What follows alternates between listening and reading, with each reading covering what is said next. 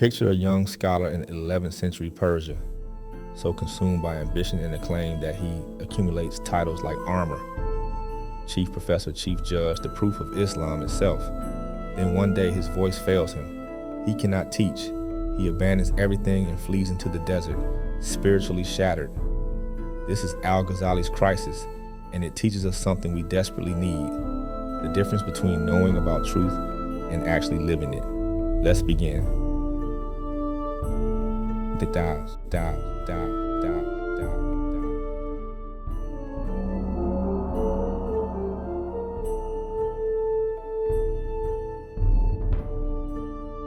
Let's begin. Imagine a world where faith and reason battle for supremacy, where questions spark debates that echo through the halls of time. In this era, Hamid Muhammad Al-Ghazali emerges, a young boy from Tus in Khorasan, who would become one of the most profound thinkers in Islamic history.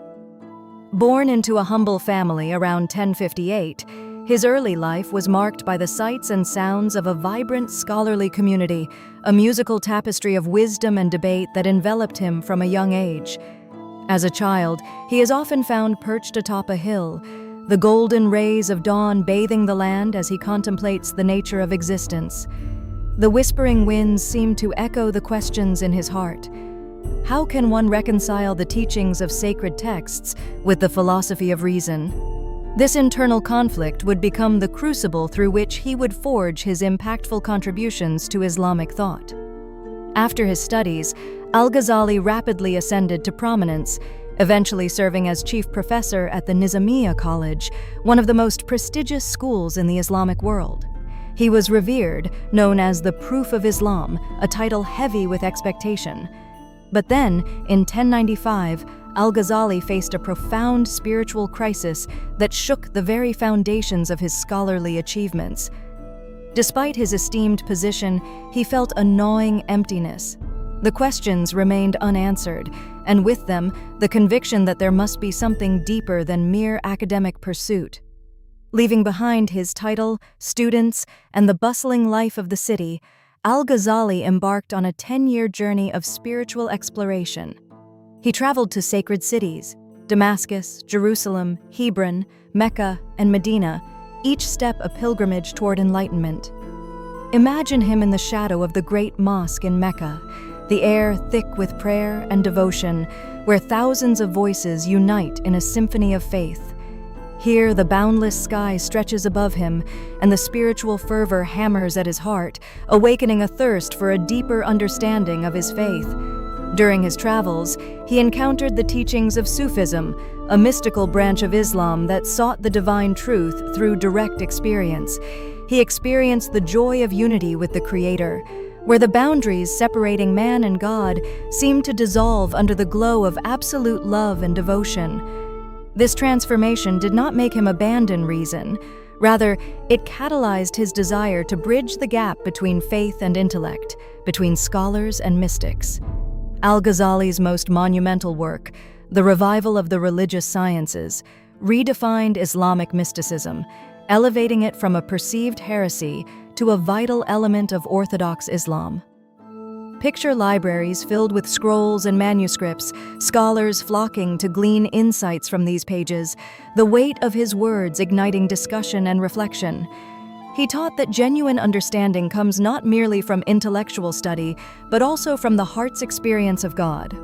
This was a radical shift in a time where theological knowledge was often seen as solely intellectual. In tackling the philosophical challenges posed by scholars like Avicenna, Al-Ghazali penned The Incoherence of the Philosophers, asserting that philosophy should serve faith rather than undermine it. He recognized that logic has its limits, a realization that resonates even today. Many of us find ourselves grappling with similar conflicts between reason and belief, seeking answers that sometimes lie beyond the grasp of the mind. Through his teachings, Al-Ghazali emphasized humility, the importance of personal experience, and the understanding that faith is a journey rather than a destination. Imagine a serene moment where he sits in quiet contemplation, surrounded by a circle of students, his voice a gentle tide guiding them toward a deeper understanding of existence. In today's fast-paced world, grappling with uncertainty, his wisdom offers a beacon of hope. After years of wandering, Al-Ghazali returned to teaching at Nishapur in 1106, but brought back with him a heart rich with experience, not just knowledge. He eventually settled in Tus, where he established a monastic community. In his later years, he focused on continuing his scholarly work, cultivating an environment where faith and intellect coexisted harmoniously. Today, many of us face moments of doubt, just as Al-Ghazali did.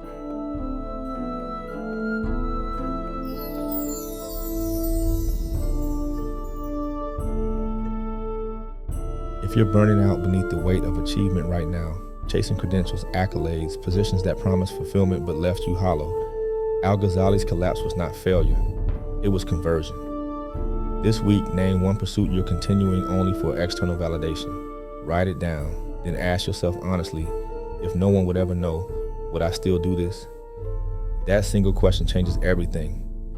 If this exploration of history's greatest minds speaks to you, subscribe and join us weekly. We're unearthing figures who bridge the gap between ancient wisdom and your life right now. Stay rooted in the wisdom of the ages.